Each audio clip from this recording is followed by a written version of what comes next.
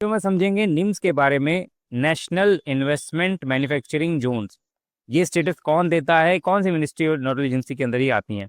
तो निम्स क्या है? These are envisaged as industrial town, integrated industrial township. तो टाउनशिप्स हैं ये, ठीक है।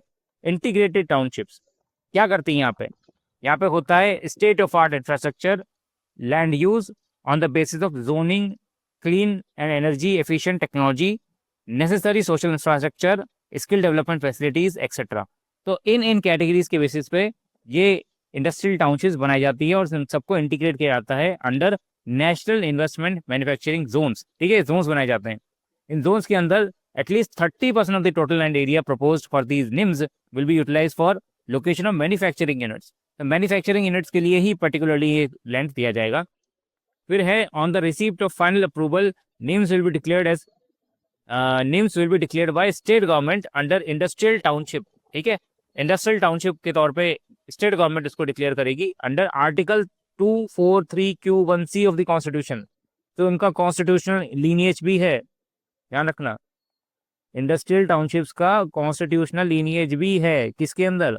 आपको पता होगा, जो हमारी लोकल बॉडीज आती हैं, फिर वो वाला पैराग्राफ आता है, पूरा चैप्टर आता है, उसी के अंदर एक इंडस्ट्रियल टाउनशिप और लोकल ये हमारे जो नगर पंचायत वगैरह एक्सेट्रा आती है, उसके अंदर ये सारा आता है। तो कौन सा आर्टिकल है? 243Q1 clause C।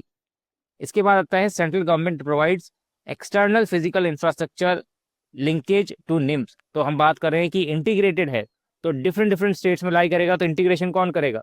Central government करेगी, ठीक है। तो central government provides external physical infrastructure linkage to NIMS. कैसे करती है? Through rail, road, port, airports, telecom etcetera. इन सब के थ्रू इसको कनेक्ट करती है। और अगर कोई वायबिलिटी गैप है दोनों के इनके अंदर, तो फंडिंग भी करवाती है जहाँ से भी रिक्वायर्ड हो, ठीक है।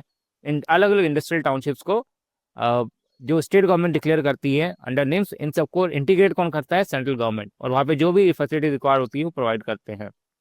Department for promotion of industry and internal trade, जिसको हम पहले DIPP बोलते हैं, वो नोडल एजेंसी है निम्स के लिए।